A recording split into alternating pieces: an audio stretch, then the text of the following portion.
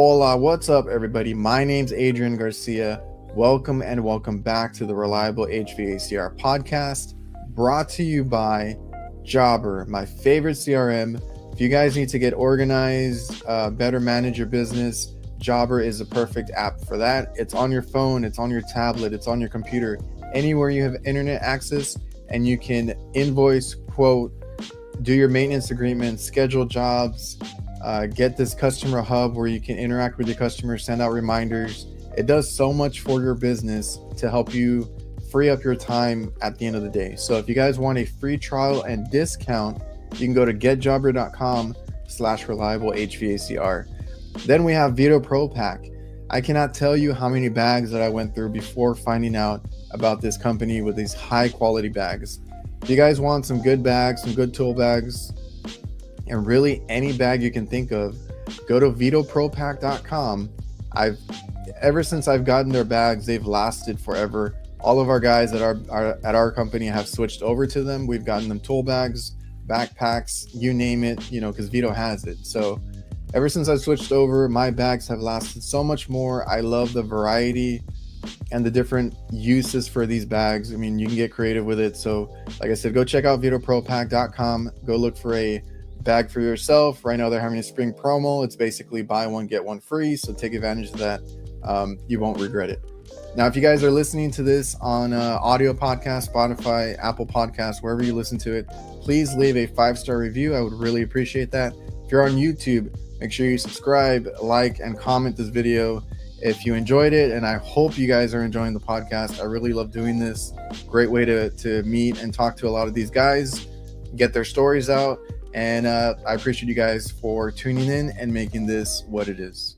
On this episode, we have several members of the Women Pioneers in Unity. I just want to really quickly say that they are a group of women in the trade. So if you're interested in participating, being part of the group, all of that, please contact them. They will be linked in the description, all that. They are constantly looking for new women of all ages and any trades or any aspects.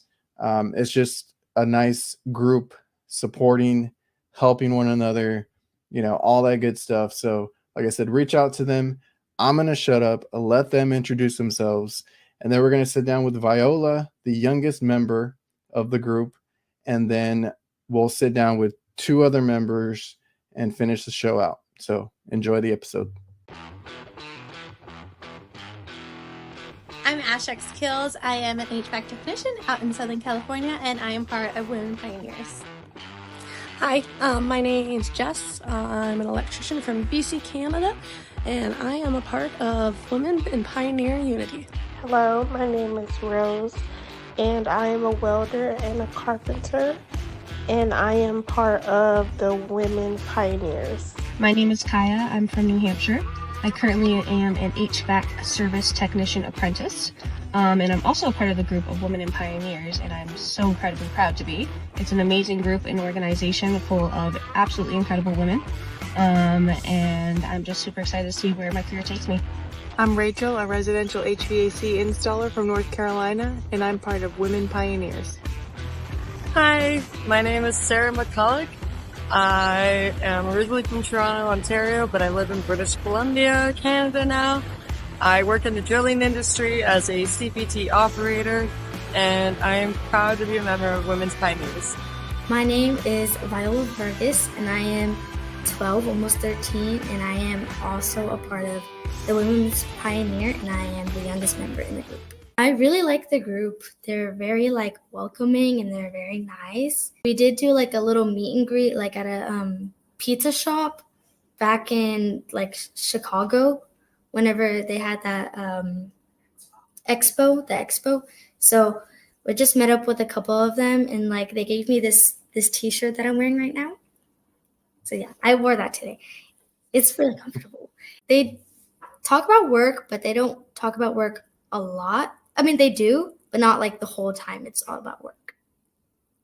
So it's been fun for you. I mean, the support and then just getting to talk to other women in the trades. Mm-hmm. So you are doing HVAC. I know your dad does HVAC and a few other things. He knows how to do things as far as like apartment maintenance and kind of stuff on that end. Why have you been interested in it? Like, is there a reason it piqued your interest, and why you think it's maybe a good idea to learn a trade? Ever since I was like a baby, I'd always seen him like do stuff around the house or go out to jobs, and I'd always been like very interested about that. And so my first real thing I started to do was just cutting wires with wire cutters, and I do that all the time. And just, I guess until recently, I am much older and I'm much more mature, so I can do a little bit bigger things now. And what do you like about, like, when you do get to go out and like today you got to go do a coil change and stuff like that? What do you like about actually going and riding along with your dad, as far as like the stuff that you guys are doing? I like how like he's gentle, and whenever like he teaches me, he's patient, and I just like spending time with him. And as far as like the work, is it something that interests you, like being able to fix things or solving problems, stuff like that? Let's say, for example, at the house and there's like water pressure that needs to be changed, I'm like, I'll do it. So my dad doesn't have to do it, and that I get more experience and more like opportunities to try new things if I haven't done them. But obviously he'll still be there. I just try to take as many opportunities as I can. I mean, you're still a kid, so obviously you have to have hobbies and other things that you do. And honestly, when you get older and you get into, if you do decide to get into HVAC and the trades, work is great. Money makes the world go round. I mean, you have to have a job, but like I always tell people that you have to have a hobby. So are there any hobbies that you have right now that you're doing, activities, anything like that? A lot. I do taekwondo, and then for school sports, I do track and field. And I really like soccer, and I play the viola, like the instrument. From looking at your social media and stuff, it looks like you take these very serious. You practice quite a bit. I feel like you're always doing something. Like summer, I have a very busy schedule with a lot of tournaments for taekwondo and just a lot of traveling and a lot of hard work that goes into what I do every day and every week, just repeating itself. So it's just a lot of dedication. Well, that's awesome. I can tell that you're on a similar path that I did, because I used to be into sports too, heavy on basketball, and I never had a career like when I was older, like college and stuff like that. But I played every day, I practiced every day, and I took it very serious. And what happened is when I got into HVAC, I kind of took that with me, and I practiced every day. I learned more after work. So I can see that your work ethic is probably going to transition over to whatever career you do decide to get into. And if it's HVAC, that's great. You got your dad there to help you out. Yes. So are you the one that everybody, or around the house, are you helping fix things here and there now? Yes. So a couple of months back, I fixed me and my sister's sink, the water pressure, and my sister Kayla, she loves it now. She's like, so easy to do my skincare and wash things that like need to be washed. And then I fixed the toilet, and I helped my dad fix our washer and dryer. And that was kind of hard. The washer and dryer, it was kind of hard. It's always good to be handy though, because like even myself not being that handy when I was a kid, I mean, I like to take things apart and stuff like that, but I never like fixed anything around the house. Later in life, that does help, because you can fix your own appliances, your vehicles, at least the basics, changing the tire, checking things here and there. So that's good. Those are good things to learn and build on later. So yeah, that's really cool that you guys are doing that. And it's good to see you interested in the trade. I don't know if you're going to continue, but if you do, it's a great field to be in. Yeah, it is. I like this field. It's One of the things whenever like my dad, he will ask me if I want to go with him. I'm like, yes, please take me. Are you the oldest, the middle, or where are you in your siblings? I'm the youngest of 6 kids. Oh, there's 6. You're the youngest out Yes. of all of them? Yes, sir. Oh, okay. Do any of them pick up any of that too, like being handy or anything? Nope. You're the one that picked it up, the last one. Yes. All right, My Viola. sister, Well, she'll like get a lot of like furniture. She'll ask me to like help put them together. I mean, she can do it, but like oh, she'll okay. ask me to do most of it. So you're very hands-on. You get to work, and you I saw that you had your own tools and everything too already. Yes, sir. That's awesome. All right, Viola. Well, I appreciate you coming on really quick to introduce yourself, and I think it's great what you're doing, what you're learning, being handy, being helpful, learning a trade, and then this group of women in the trades helping each other out is a great thing. Man, that was interesting. But you know what else is interesting? This podcast is presented by Local. Local works tirelessly to help HVAC contractors rank higher on Google. They use an attack methodology to make sure that contractors dominate their local service areas and increase their market share and generate higher revenue. Reach out to Local at localhq.com/reliable. Mention me or the Reliable HVACR podcast, and you'll get 2 months of SEO for free. We have 2 of the women of the bigger group, the Women Pioneers in Unity.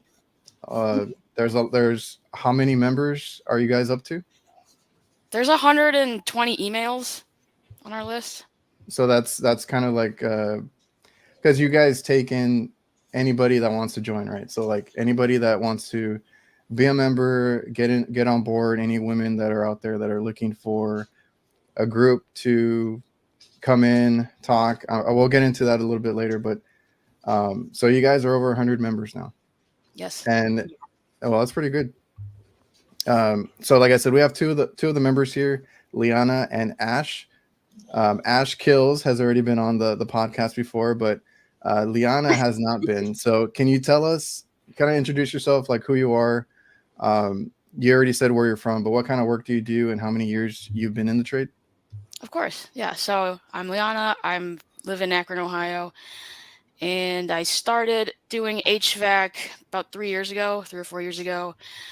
The pandemic happened, and I was working as a barista, Starbucks, and then I quickly lost my job, got into Home Depot for a little bit, into retail. But during that time I was freaking out because I think we all were. Like, what kind of jobs are still going to be around? Like, how long is my Home Depot gig going to last? I don't even know. And so, I wanted a skill that, is valuable, will always be valuable, and then I can even take it home and I can still use that skill. So went to school for HVAC. I have an associate, or I'm in the process of getting one, but I'm very close. And then through my school, they recommended me to the job I have now, which is service technician. They started me off in the warehouse, which was really nice because I just got to get a basic introduction of the parts and how the company works. And then from there, they had me ride along for about a year with other techs. And then now I have my own van. I've had it for a little over a year now. I do residential mostly and commercial. So the company that I work for does both, which is really nice. But they keep me wherever I want, pretty much. It's a large enough company where they're flexible with that, but small enough to where it's a very personal relationship with the managers and everybody. So say I want to do commercial, they'll let me help out with other guys. But so do you have a preference, commercial or residential? Depends on the day. For the most part, I do like commercial because you can just throw up your ladder, get on the roof and work, and come downstairs, tell them, this part's bad. And they're like, okay. Most of the time they're cool with it because they just want their equipment running. They want their stuff running, and they don't care if there's if they have to wait a week or 2 weeks. I had one guy tell me, because I was out there and it was -5 degrees. And he was like, just come back whenever it gets warmer. Like, don't worry about it. Oh yeah. With the part. I was like, yeah, sure.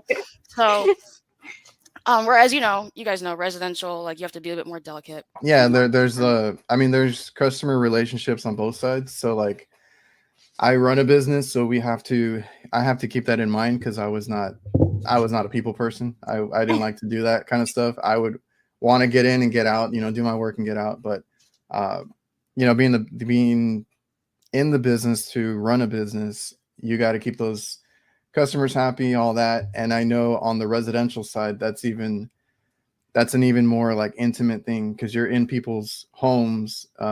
They need their cooling and heating, quickly, and they might hassle you for it. Who knows? I've heard a lot of different stories on the residential side.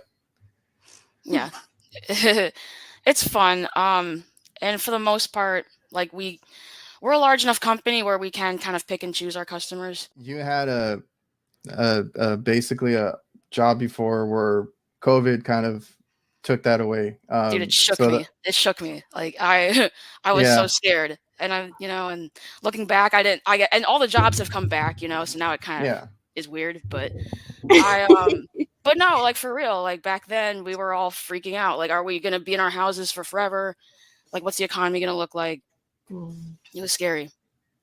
So then, so around your area, was it pretty strict? Like, because over here there was still, I think we closed down for like a week, and then there was still restaurants because it was like drive-through, curbside, stuff like that. So like yours, like there was no like telling when you guys would come back, right?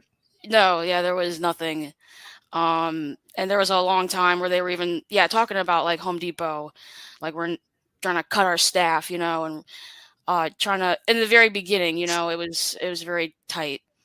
People were losing their jobs and we couldn't leave our houses, and like it was a bit more locked down, I believe, where I was, so. Yeah, I heard California was the worst too. Depending on the city. We're the rebel ones, so we're like, in Texas it was like so like we never knew day to day like how strict they were going to be, but I don't know, I've talked to other guys from California and they're like, no dude, there was, or like in their city there was like nothing, like for a while, like everything was shut down completely. Did you guys have like that hall pass thing, or not a hall pass, but you know what I'm talking about? Like you had to get a paper. Oh my gosh, I remember them trying to do that. And they did it here. They did it here. Really? Yeah, I don't know if anyone. I never got caught, but like but they were saying, you need to have like this paper if you're going to be out and about. Yeah, I remember them saying like if you get pulled over, like you better make sure like you have a good reason to be out. And everybody was like, sure. Yeah, we had the curfew, we had the paper too. We had like basically because that was that whole essential talk, that essential workers. Essential workers, yes. Yeah. So like we had that paper that I forgot where we got it from, but it was essentially the customers we work for, because we work for a lot of big fast food chains. So they gave us that paper that said that they needed us there because they're, we do their cooking equipment, their ACs, all that stuff. So I had the little paper with me. I never got stopped for it, but like it was such a weird time because obviously like the trades, like we don't shut down. Like I said, we had a few days off, a week off, whatever it was, and then we were out there again because I always tell people the trades make the world go around, right? There would be nothing without any trades, right? Yeah. So we were out there relatively quickly, back on our feet to get to work. I went back to work right away. It was weird because all the highways, like my area is real congested now because it's grown so much. It used to be like a small town, but like the roads were dead. It was so weird. It was so nice getting to like places and stuff because I had a lot of calls and stuff, but like it was real easy to get to places now. But like it was just a weird time, but like the trades never shut down. So like, I mean, good on you because you were looking for, like you said, something sustainable that would last you, or like career wise. So, HVAC is definitely that. So I know you do refrigeration. During COVID, you still had lots of calls, like with restaurants being closed and everything. Like you still had steady jobs. Yeah, that's why I said it only closed down for like a few days because they were not sure of like the rules around like travel and stuff. But after that first week that it happened, they started calling us back, which was a weird time, you know, because you have to be careful, sanitize, mask, everything. But yeah, the freezers go down, walk-in boxes, you know, there's no way they can't get that fixed because that's a lot of product. And I can imagine, you know, like Walmart, stuff like that, like the supermarket stuff. I don't do that, but I do restaurants and fast food chains. Like they were just worried about their product. So like after that week, a lot of them opened up right away for curbside. So curbside was not really a thing around here, actually, until this whole thing happened. And now everybody's curbside. It is crazy. It's here forever, probably. Yeah, and it's here forever. So like they were still open. Like I said, it was nice because the roads were dead. There was nobody on the street. Even going to the restaurant, there was no customers in the building. So it was like weird but nice. And I still did the same work. I was still working on a bunch of reach-ins and walk-in boxes, and I always had work. I didn't even have too much of an issue with payments or checks or anything like that. So it was very sustainable through that whole chaotic time of like people not knowing what the hell was going on. So like that's why I always tell people the trades, it's a career. It is something that just does not go away. I mean, it's always going to be there. I can hear the dogs. Oh my god! Yeah, it's loud this morning. Okay, hold on real quick. Do you guys know who the inventors of the fluorescent leak detection is? Trusted and used by many manufacturers for over 70 years. Well, this podcast is sponsored by SPECTROLINE Leak Detection, the highest quality and brightest fluorescent leak detection products on the market. A2O compatible.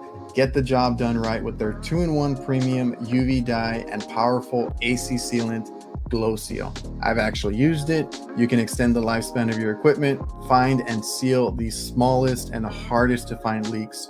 It works 24/7. Once it's in, it's always on. This product works when you're not there. The only focused leak detection company with success in many industries, because believe it or not, it's in most vehicles out on the road right now. So if you guys want to find out more, go to spectroline.com and let me know what your favorite leak detection method is. So Liana, how long have you been in the group? For as long as it's been around. Lee reached out to me on Instagram. We have the same name, and yeah, I saw that. And I noticed that she also did HVAC, so I was super interested in her because and she was doing oil heat at the time, and I kind of wanted to learn more about oil, because where she lives in New York, and so like it's big there, and I kind of and we don't get a lot of oil out here, but still it's kind of nice to know because you will randomly run into an oil furnace out here. Yeah, I feel very like in my own little bubble because I don't even get a lot of no heat calls. If it gets cold around here, like right now it's like 50-ish, people just crack their windows open because it's like free cooling to them because it's so hot over here all the time. So like we don't do a lot of no heat calls, and then even then everybody's been electrified already. Everything's electric here, which I always say is the worst thing. And I know people tell me the same thing because our grid goes down a lot. We always have no power, and then everything here is electric, so it kind of sucks, but that's the way it is. Yeah. So do you have natural gas in your area, Adrian, or is it all? It's like being propane, or it's like phasing out, honestly, because even like here, this is an older house. Everything's been converted. There's an electric stove, electric heating. The people that have gas are the people that are trying to hold on to it for that reason when the lights go out and stuff like that. I see. And it's not like my parents. I think my parents kept a gas stove. Yeah, but their furnace is electric. Like everything's going electric over here.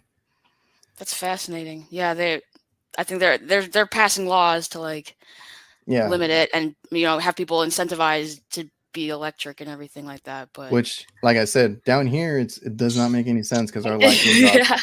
When it goes out for a while. So, you know, there's that, and then pushing electric vehicles. Like, I don't get it. Like, we can barely handle what we have right now, and then they want everybody electric everything, right? Yeah. I started seeing a bunch of Teslas around here this year. Oh yeah, finally. Yeah, I never saw one like. Yeah. And then I finally started seeing them pop up. You've never seen a Tesla? Excuse around me? here, no. Not till like the last 6 months. They're everywhere here. Really? We get them, Yeah. we have them everywhere. But then you see them lined up for like 2 hours waiting for a stupid battery to charge their car, and I'm just like, yeah, because I was in the market for a truck. So I bought a truck recently, but I wanted a Ford Lightning. Like, I really was looking into that electric truck. yeah. But then I was like, I don't know, like the mileage made sense for me because I do travel an hour or two each way, like for work and stuff like that.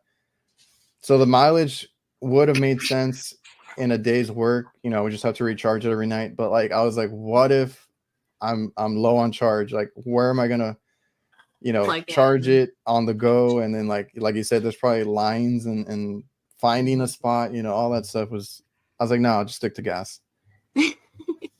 So Ash, have you been with the group since it started too? Or Yeah. did you come on later? Lee also reached out, I think, right when you guys started talking about the whole thing, and asked if I would help them and be part of the whole thing. So can you tell us maybe what this group is, essentially what it is for people that don't know, and then kind of tell us, you know, what you guys do? Yeah. Do you want to go ahead? Sure. Yeah. Either one. It is a group made up mostly of tradeswomen, but we have started opening up, it seems like, to like administrative people as well, office people. But it started off with trades and all trades, electrician, plumbing, pipe fitting, HVAC. We have arborists, or arboriculturists, and trying to think, welding obviously is a big one. So and more. And we twice a month do Zoom meetings where we talk about different like topics. We talk about how our work is going, and it's just a way to get to know each other and hang out. We have a online group chat. If you want to post pictures or ask questions, you can be involved in that. And then we also have a bi-weekly, every other week newsletter that gets emailed out of, you know, our happenings around our group, how you can get involved, and like if there's upcoming conferences or events that we're all going to, we'll advertise it so we can all meet up and stuff. Do you guys meet up we all often? went to Chicago together. No, not Zoom, but in person whenever there's a conference or whenever we all want to go somewhere. So like I said, we went to Chicago this year for the HR. Yeah, I saw you guys up in Chicago. Have you been to AHR before? No, that was my first time. Yeah, that was fun. Oh, that was both of you first time. So like, what did y'all think of it? It was awesome. It was huge. Yeah. There was a lot of like manufacturers there that I've never heard of, and we work with a lot of manufacturers, you know, like I'm surprised there are a bunch I didn't know. So it is weird because I've done it now for that was my third one in a row. I've gone to the last 3, so like I thought it was weird too because I like you said, you know, manufacturers and even like tool companies, and then like I saw a bunch like press fittings are a thing now, right? Press tools, they're big, press fittings. they're huge, yeah. And I didn't know that there was like 10 other companies that did it too, and you see them there in the booth trying to like sell you their brand and stuff. And I only know of like maybe 2 or 3. I thought there was only 2 or 3, and there's a lot more. What do you think of press fittings, like in your trade, like in refrigeration? Do you guys press at all, or? Yeah, actually, I started pressing most of my walk-in boxes when we do change outs and stuff. We set everything in place, and then we just press our evaporator coil in or whatever it is. I love that. We have guys that are in my company that are really skeptical of it because they're doing it with refrigeration now. They say that they can hold gas and they want to wait and see, but I don't know. It's been out for years now, and they've been testing them. RLS what used to be with Parker Sporland. There's a whole story there. I had to talk to both sides of it because they had a messy breakup, but they've been around for a very long time. I don't remember how many years, but yeah, they tested those things out in the field before they went to market, right? So like the oldest fitting might be like 15 years old or something like that they have out in the field that they've, I guess, checked on over the years. So like something like that, 10, 15 years, I don't know what it was, but like the fittings were out before they went to market. Like they were testing them behind the scenes, using them out in the field. Like they've already seen how they age and stuff like that. Yeah.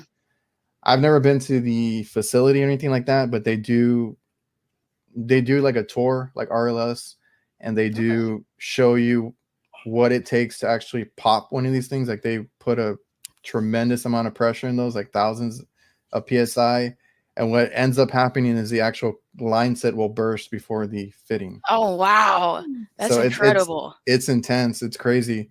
And I was like, okay. So then I got into it talking to the guy from RLS. And then I was like, you know what?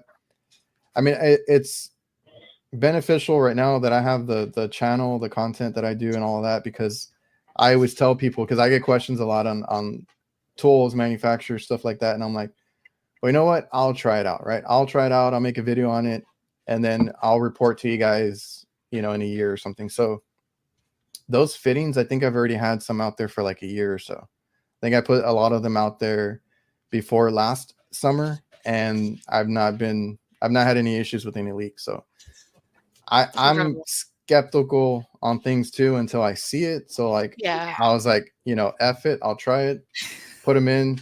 It makes the job easier because, bringing torches up to like a rooftop or dragging them somewhere. I don't know. Do you guys deal with any crawl spaces or any tight areas, where those torches are a pain in the ass, Yes. So that's why with the press tool, you just take, I put mine in a VETO bag. So it's just a press tool, a couple jaws, and then like, I go out there with a coupling. And then now the other thing that I saw at AHR was those mini torches. I don't know if you guys saw those. We did. They're cute. And everybody in my comments, because I just made a quick little video when I was walking by and talking to the guys there, and everybody's like, oh, those won't last. Like, you go through them quick. And I'm like, well, I understand the price point or the issue with the price point, because I think they told me they were like $500 after I looked them up. I finally looked into them. So that's kind of expensive for what they are. But yeah, it would be an option, right? Like you're not going to use those every day because you're going to go through those tanks like crazy. But it's the option, because like a lot of us, me, myself, getting older, I don't want to be carrying like heavy things around like all day. So that's just, I see it as a good option, just like the press. They're options. Yeah, I agree. So then the Women Pioneers in Unity, that was started by the other Liana, right? Correct. Yeah. So do you know, obviously she's not here. I know she gets a little camera shy, but like, well, why did she start this group? If you guys can answer that. She was here, but she really wanted a space for women in trade to be able to talk and kind of vent to each other, because we don't really have too many women, even like in our own little areas. I think most of the girls that we know, like they're like the only girl in their city that like does what they do. So it's crazy because like when you think of women in trades, you always think of the same, handful, right? And they're doing great things and all that, but there's so many of you. Like you said, you have over 100 members that you guys got in your group. So like, that's really cool, grouping off and being able to help others that are in that, that same space. Yes. So we all kind of know what we're going through, dealing with companies, dealing with, unfortunately, just other people that like don't see us being in the trade kind of thing. So being able to vent to each other and have a safe space for all of us to be able to talk and communicate and figure out what we can do to help each other out. So like being in, obviously being a woman in the trade, like have you guys had a difficult entry into the trades, like in the field? Do you guys see that like as a, I guess like an obstacle, like whether it's like with customers, coworkers, anything like that? Yes. So I've been lucky enough, like the company I'm with, I'm good, but like certain customers, they're still iffy. They're like, "You're the one fixing my thing?" I'm like, "Yes, I'm the one." They still make a big deal about it. Yes, they still will. And like I've said before, surprisingly, it's older women for whatever reason. What? They're just so iffy about like, yeah. That's so interesting. Yeah, I know. And then I get all the time, like if the guys are the ones that are home, they're like trying to help me carry my stuff. And I'm like, I'm good. I do this every day. I'm about to do this after you too. So like, I'm fine. Thank you though. But when you sit and think about it, like Adrian, has anybody ever tried to help you move your ladder? No, I don't get any sort of help from anybody. Like I appreciate it, if anything, yeah, I appreciate it too. I work in kitchens and stuff like that. If anything, people are stepping on me, so like it's a little different. They're like, move, you're in my way. Yeah, they don't care about me. And we do have a lot of girls that have been telling us it's been difficult for them to find a job because they're looked down upon. You know, some of them are only 110 pounds and have to work on heavy refrigerant and commercial stuff. And they look at them like, how are we going to hire you if we don't know if you can carry like the equipment you're supposed to carry? You have to prove yourself, really. Like if you get in, you're under like a little like skeptic, like a little microscope or whatever. Yeah. You're looked at for a long time before you earn respect. And we think it's probably not true with the men. You know, like men will get hired. Probably. No, unfortunately, it's still very different. So it is what it is. Yeah, how has it been for you? Like, did it take a while for you to get the trust of your coworkers and all that? A little bit, but luckily, I'm very fortunate they put me in the warehouse first because that was my way. That was my way of kind of proving I can lift, and I was delivering parts to guys, so I kind of did that role. Where like if you had a part and it was far away and I'd pick it up, bring it to you, or if it was at the shop, I'd pick it up and bring it to you. And all the guys kind of interacted with me that way and kind of saw this little girl hopping in out of her, 20-foot box truck and giving them their stuff, so they saw. I will say, as long as you get them the right part, you're fine, because like that's the thing I hate with supply houses. And I made a meme about it. I had so many people respond to it. Like, yeah, like when you get the wrong part by the counter person, I hate that. And I always go now with like a picture, the part number, like everything. And I'm like, it's this one specifically, please. Because they always want to get like the model, serial number, like all the stuff. And I'm like, no, I know what I need. I was like, I know what I need. Just give me the part. Like, yeah, I've made that mistake before. I've ordered it just off the model serial, and you make that mistake once. Well, yeah, that's a learning curve too. So like there are things that you have to get into, like you said you were like 3 years in now, right? So like there's a huge learning curve there, because that's a lot of information to take in. It is good that you got into the parts warehouse part of it first, because you understand all that first before you got in the field, because I had the difficulty of it being the other way around, right? I got into service right away. I would see a bad part, like I would diagnose it correctly, figure it all out.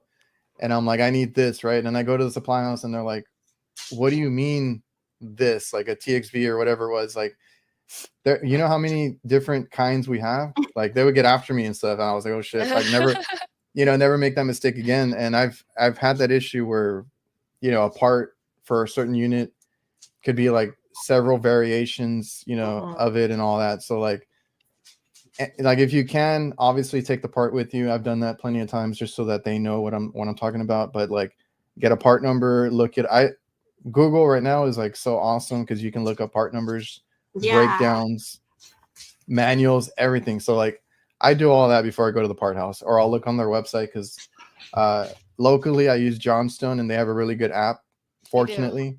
So like I can look up their stock, look up everything that I need to, and then just kind of like screenshot it, send it over, or order it online and all that. So like that was a big deal for me, is like I had to deal with that a few times, you know, going to the supply house, not knowing anything, getting getting, you know, scolded there, and you know, waved off, like, you know, come back when you got the right information, kid, and all that stuff. So like I've dealt so with it. rude. That's so rude on their end, because then you tell them exactly what you need and they still get you the wrong thing. So it's like, so who's in the wrong? It still happens. It still happens because I go in there and I'll get my part now or whatever, and then somebody gets off the phone and then they just start talking like, can you believe this guy? Like, what, he doesn't have a part number, this and that. Like they still, it's still a thing.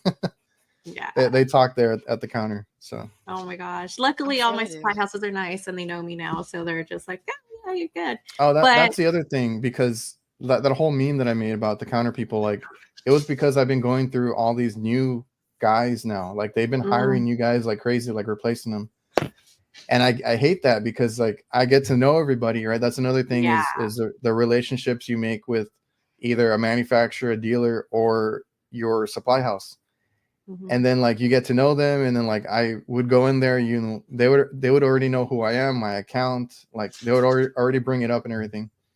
And then every time they get a new like staff, like a new counter, it's like, okay, what's your name? Who are you? And this and that. And I'm like, I have to do this all over again. Like, all right. So like I was just here yesterday. I was like, I never have to introduce myself. But yeah, it's a weird thing when they go through that, you know, replacing people. I don't know. It's lately they've been hiring a lot of like kids and stuff. So I've had to deal with that. Yeah. That was my own little rant right there. Yeah. The kids these days. So I think I started in my early 20s, but like going to school, and then like mid 20s, late 20s is when I really got into it. And I've had people that ask me all the time, like, is this age too old, or this age? Like, and they're talking like 30, 40. I'm like, no, like if this is a career that you want, just do it. Right. Like, yeah. I mean, it might be difficult to get a job at first, like you said. Just depends on the area. People ask me about that around here, and I always tell them, like, especially with pay, I mean, that's another big issue I guess people have, is they want to know what they're going to get paid, and they want to make big bucks right away. I always tell them, at least here, it's a low market area, so like everything's cheap here, cost of living, all that kind of stuff. So you're not going to make a lot of money in my area. And then like I always tell them, if you get into a company, sometimes it's worth just getting the experience, right? And then you can move on to another company if you need to. Because if a company treats you well, trains you well, gives you good experience and work experience, like that's a value in itself.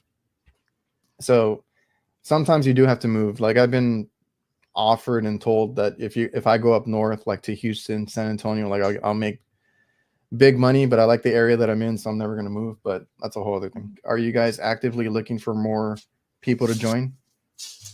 Yes, we're always trying to scout girls out.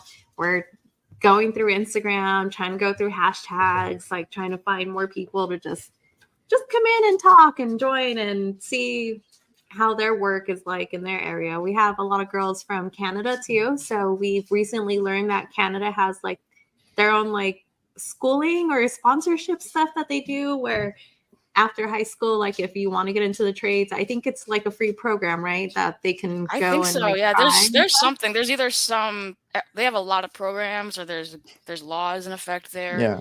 But just, or I mean, I don't know. Maybe it's the air. Like a lot of women there are in the trades. Yeah. It's and really it's totally cool normal for them. Yeah. Yeah. Getting a lot of girls. So then, can anybody reach out to you guys and join the group? Yeah, definitely. So, especially on Instagram, they can definitely message us on there. That's something we're all kind of logged into and can see. They can always email us too. What's the email? Women Pioneers in Unity at Gmail. Okay, I'll put all that in the description so people. I just want to make sure people know that they can go look for you guys. So they're going to look for you on Instagram, and then they can email you as well. And then they can be part of the meetings, the Zoom calls, all that stuff. And it's very low key. Like, I think a lot of people think, you have to join and like participate like a normal group. Yeah. But it's free to join. We don't keep track of like how often you participate. We don't ask for anything. And a lot of girls, they'll log in and they're like cooking dinner, and that's it. That's all they do the whole time. Okay. And if they want to talk, they can. Or sometimes they'll put stuff in the chat, or sometimes they just listen. We've had girls just be on mute the whole time. Yeah, that's kind of the thing that because I've been in little groups here and there talking about like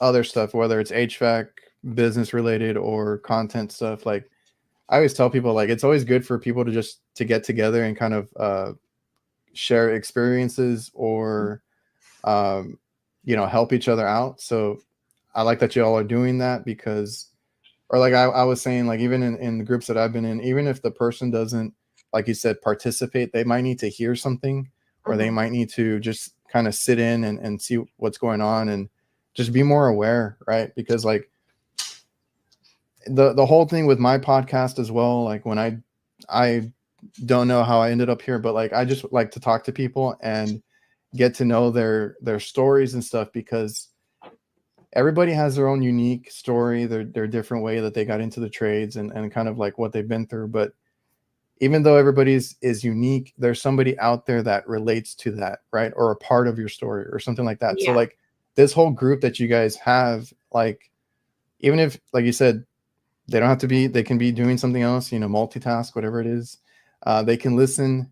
Maybe they can join because there might be a part that they have something to say about, or they just don't say anything at all and they need to hear it or see what's going on out there. So I like that. Yeah, I've seen that too. Like, so we'll come up with some questions like before the Zoom meeting to just try to get like engagement and stuff. So let's just say we had one question last week and one of the members wanted to answer and one was quiet the whole time, but hearing her answer to that made the other one chime in and be like, oh, I had a similar experience like that. So just having them like relate to each other, even if we're in separate fields, like she can be an electrician and the other one can be a plumber, but that story like will resonate with both of them. So it's really nice to hear when they like all end up talking and stuff. But yeah, it's totally chill. Like our Zoom calls, like you can have it like podcasts, like set your phone down and put your headphones in and just listen in.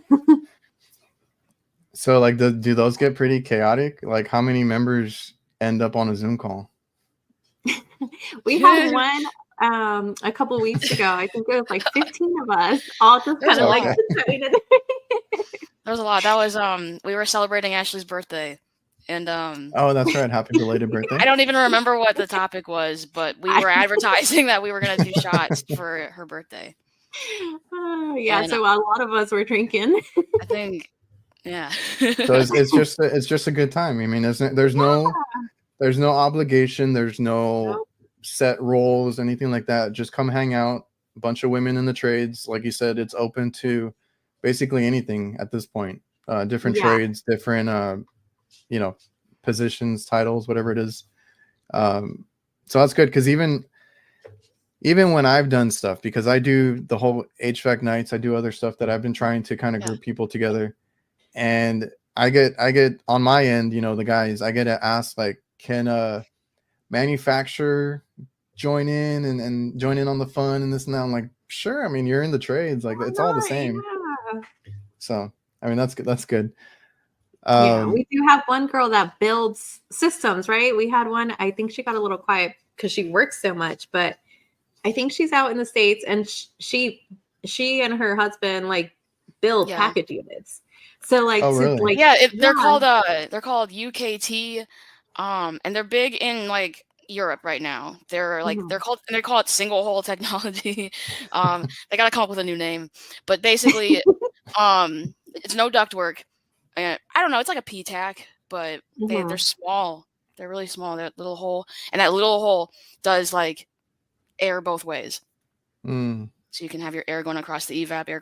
I'm not quite sure how it works, but it's interesting because you have it open. Like, I hope you guys, get more members, and build it up to something more. But like, that's the interesting part. You get to know these people that do. So there's so many different little corners of the trade that people can like kind of, corner in and get specific with. So like, something like that. Like there's a bunch of stuff that people do that I've never even known that's a thing or something like that. So like, it's interesting to get to know people like that. Since I've had Ash, I haven't had Liana on here. What is your favorite part of HVAC? Like, why did you? I don't know if you picked HVAC specifically for any reason or anything like that, but what is your favorite thing? Like, why do you do HVAC? Oh man, it's it's definitely a lot of learning that it involves science, it involves physics. It's a very complicated trade where you're always using your brain. Not that all the other trades don't use their brains, but that one seemed the most complicated of all of them. I remember working when I used to live in Wisconsin, working at a hotel. I worked for a hotel for 5+ years. And like the number one thing that was always breaking was our air conditioning.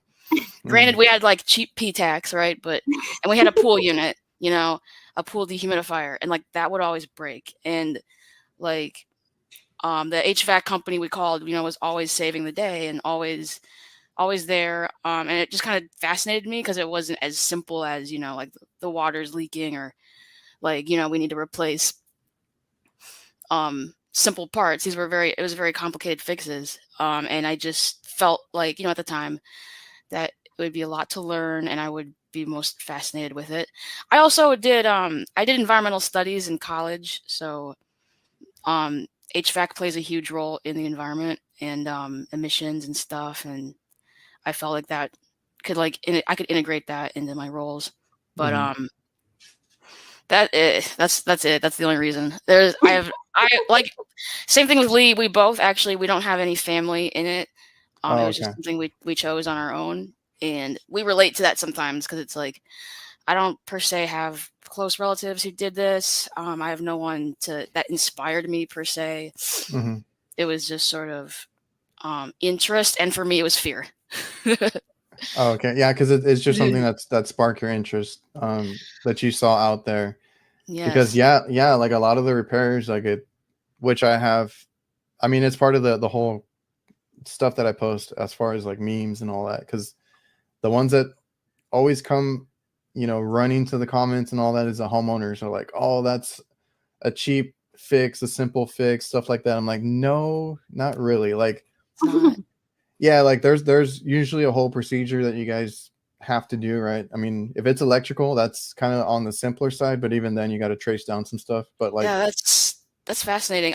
Homeowners can dabble in plumbing, they can dabble in electricity, they can dabble in carpentry, but like there's something about HVAC, it's harder to get your hands into it. Most of them can just replace the thermostat and the capacitor at the most, and even then, I told them be careful with that. Be careful with that cap. Yeah. Yeah. Because I think somebody in my comments I finally had somebody who actually got a little shock out of it, but they were working on something for their RV and they said it had a cap and all that. And they're like, learn the hard way that those things can still shock you when the power's off. I'm like, yeah, be careful. But like usually a repair, once you get into it, there's recovering, there's vacuuming, there's like the brazing, all this other stuff that we have to do. And I wouldn't trust a homeowner repair most of the time, right? Like like later, you're gonna call me like a year later, or 6 months later, whatever it is, because you didn't vacuum that or you didn't do something like miswired, something happened, Especially with those DIY mini splits now. Are people doing that? Are people really doing that? Yeah, isn't it like Mr. Cool and something else? There's a couple of brands that like are advertised that you can do them. I actually took a picture when I drove up to Houston to see the guys up there. There's like it looks like an open flea market in like a parking lot. And they had mini splits for sale. And they had a deal. It had a big sign and everything, buy your own mini split. So yeah, that's the thing. I mean, they're simple to put in. Wait, really? Yeah, people put them in. I guess if you have a short line set, you can do it by yourself. Like, you don't need to charge it.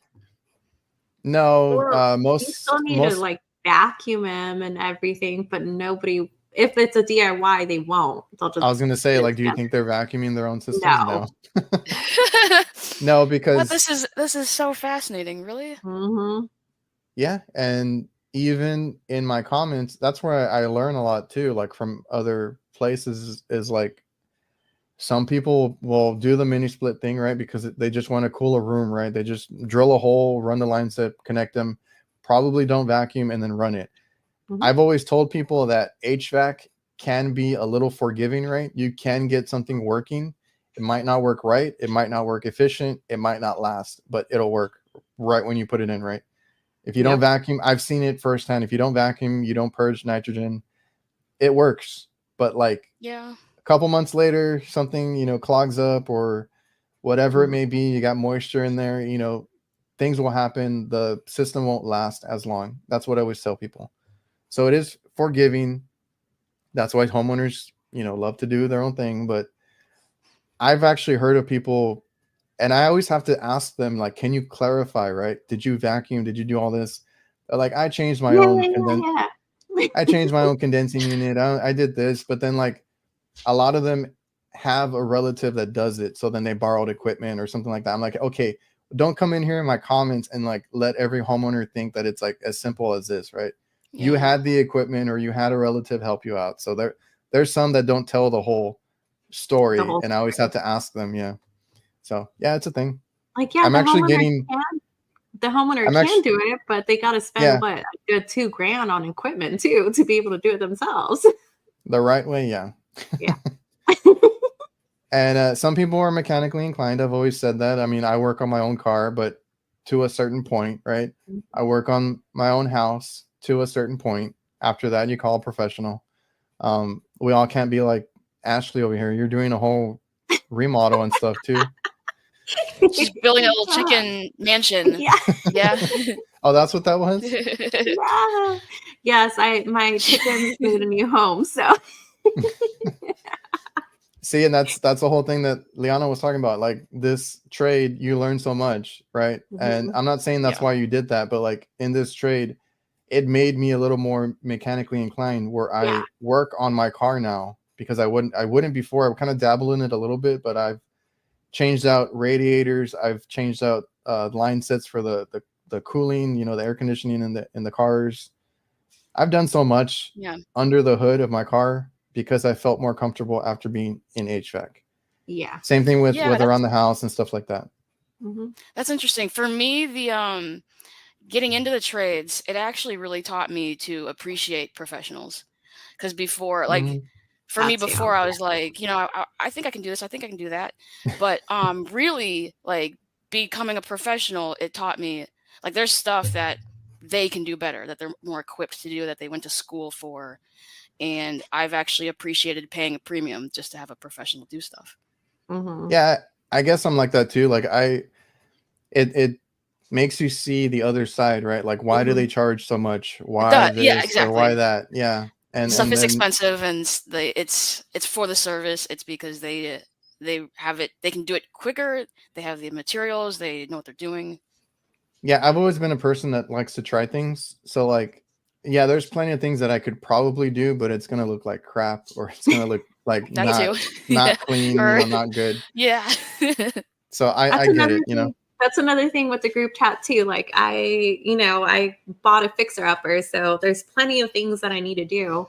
Like, there's a freaking hole up there that you can see electrical. I don't know where it goes, but having the group chat and having electricians in the chat, I can message one of them and be like, hey, can you help me? Can I video chat you real quick? Like, do you mind helping me with this? Like, this outlet's not working for whatever reason. So being able to rely on some of the people in the chat is really nice too. And everyone's so helpful to be able to like help and stuff. I've had some girls even offer to come up here and be like, I'll come up for the day and help you with whatever you need. I'm like, cool, I'll make you dinner. Like, let's trade. That's awesome. Yeah, I didn't think about that because you're in the group anyway, and you have all these trades. You can actually help each other out in other aspects. Yeah. That's Yes, cool. we just had one of our girls was in an Airbnb. She wanted to change the air filters in the Mini, so we all the HVAC girls got in there and like, yeah, this is how to do it. That was hilarious. Y'all got on a Zoom call thing to walk her through it or anything? So it was a bunch of photos. Yeah. Oh, okay. Yeah. We You have did it the hard way. WhatsApp chat, so we can all kind of chit chat on there. So she started sending videos and photos, and everyone started jumping in and talking. So it's always fun. That was a hoot. Yeah. And those carrier minis, they're with the filter on top. Yeah, I learned that minis can have filters on the top side now instead of right in the inside. I think Carrier does that. I don't know who else does that, but Carrier is one of them.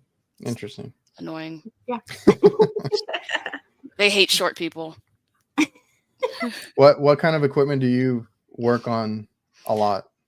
So we're a Carrier distributor, Okay. like or licensed whatever distributor for them. But we obviously work on anything, everything. We're trying to get into VRF a lot. We have been for a while, and with VRF we do Mitsubishi, Samsung, LG, and others, I'm sure, but that's up and coming. And our company has like internal, like, are these great? Do these suck? Your little notes and things like on things. Yeah. we used to see a lot of Train. I got used to those. Carrier is a big one now. Everybody seems to have Carrier now. We don't really sell or do new installs. I just do service mostly, so it's whatever I come across. But like I used to see a lot of Train, RTUs, now Carrier, and Daikin, because everybody's going a little cheaper now. So I'm starting to see a lot of Daikin ones. And yeah, like well, with Johnstone and everything too. But the one that gave me like the scare was the Lennox, because a Lennox RTU, I don't know, I opened it up. I've never seen like that many compressors, all the wiring, all the boards. Yeah. So like early in my career, like a few years in, like I got one of those, and I was like, and I got lucky enough that a previous company went in there and cut everything, wire nutted some stuff together, and that took me like a whole week to fix all their ACs because I had to trace every little wire. Yeah. Learning experience for sure. It is. Yeah. The other day I ran into a Train Voyager for the first time. Have you? Oh, I think I've seen one. It's that circular burner thing. And I guess their igniter is their flame sensor, I guess, or something like that. And it was very it scared me for the first time, but hey, you see something new every day in this trade. So that's what I love about it, is the variation of it, of the equipment, especially doing refrigeration. Like I work on something different every day. So that's what I love about it. Absolutely. Every call can be something different too. It can. Completely different. Yeah. Yeah, except if you talk to Jake from my HVAC night group, he's always complaining. It's always an ECM motor that I'm replacing. I'm tired of doing them. He does a lot of residential in Florida, and like he's like, I don't even want to record anymore. Every video I do is just the ECM motor. That's how I felt with all my heat calls right now. I was like, here's another inducer. Sometimes it's like that. Yeah. I was like, oh, it's different. This one's an RTU. This one was in the garage, and this one's in the attic. So it's still a little different. Hey, that's incredible. We need more content anyway, right? Like I told him the same thing, or others that say that. I'm like, just put it out there. If you're gonna be a content creator, if you're gonna be on Instagram, post it. Somebody will see value in it, right? Or someone new will see it that didn't see the other one. So you never know who's gonna see it. There are so many new, like, young techs out there that I've had, that I've gotten a chance to talk to, which is weird because I thought the same of my content at one point. I was like, why am I doing this? Like, I don't know. I didn't think it was that good. And then like the messages come in like, oh, this video helped me with this. I love your videos. It inspired me, motivated me. Like, that's the reason I keep posting. I love it. Yeah. And it's great. I mean, that's why I always tell people, get into it, start posting, even if it's like filter changing, whatever it is, whatever your job is, somebody out there is doing the same thing. Yes. Or wants to do the same thing too. Yeah, I just want to see how cool HVAC is, right? Yes. It is cool. It is indeed cool. Yeah, like you said, different aspects of it, because there's electrical. I mean, people always state electrical, plumbing, and then there's HVAC, right? There's refrigeration, a sequence of operations. There's so much that goes into it. It's a lot to learn, but it's fun. And we all have to learn this new refrigerant that's coming out. I heard is it the R? It's R454B for everybody except Daikin, Goodman.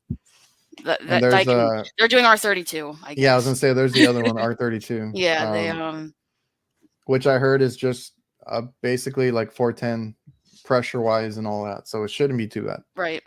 I'm still over here on 404 and 410, so I don't know. We're always the last to get that down here, the new stuff, the regulations. I probably won't see it anytime soon, because like in refrigeration, R290 is the thing, right? The propane based refrigerant. Okay. That's been out for a few years. I barely saw it recently, like this last year. And yeah, I didn't get to work on it because it was under warranty, and whoever sold it to them just took care of it, Yeah. So I was like, okay, like one of these days I'll get to work on it. There's a whole like nothing's, because I've talked to some guys that are going to be on the show soon, like Tony from Field Piece, Craig Migliaccio. They're the ones that do the educational content, right? So they, and even Ty Brenneman, I've seen him post about it. Like, they want to make sure that everybody knows, if you're doing the right practices, if you're doing everything the way you're supposed to be, nothing changes for you. You just have to be more aware of what it is that you're putting in. But like if you're doing your purging, your vacuum, your everything, you're fine. And that's true. It's not much of a difference. The A2L talk is not the end of the world. It's just, we got to go through it. We got to go through it. Yeah. So we're already going to hit an hour. I don't want to keep you all too long. So I'll leave everything, like I said, in the description to follow you all on Instagram, the group. There's also like a podcast playlist you guys have, right? We do. Yeah. So that's where anybody, well, what is a podcast playlist? Is it just like when you guys have been on other podcasts? Yes. So a lot of our members, 3 of them have their own podcast. Oh, okay. So we update that playlist, so it's always their latest episode. And then if we're featured in podcasts, those episodes will be on there as well. Okay, I need to link that too, because I came across it. I wasn't sure if any of the members had their own podcast, but they are in there. Yes, they do. Yeah. Awesome. Okay, I'll leave all that in there. I don't know if there's anything you guys want to close out on before we get out of here. Just anybody who's out there that wants to you don't even have to be in the trade, but you want to start getting information to get into the trade, you're more than welcome to come in and see what it's about. Message any of the girls that are on there. You want to look at HVAC, you want to look at plumbing, you want to be an arborist, like everyone is in there. There's something. You want to go into the office type thing. We have some girls that work in the office. There's everywhere. We have something for anyone and everyone. So if somebody that's trying to get into this, your little sister that maybe would want to dabble into some kind of trade stuff, like, send them over. You can message both of us on our personal Instagrams if you don't want to message the actual page, but we both run the page as well for the Instagram. So anywhere you want to send a message, we're always happy to respond. Yeah, I second that. That's nicely put. I will close out on that. The Women Pioneers in Unity. I appreciate you all for coming on, Ash and Liana. Yes. And thank you for coming on and making the time. Yes, thank you so much. So anybody watching and listening, I appreciate you all for tuning in, and we'll see you guys next time.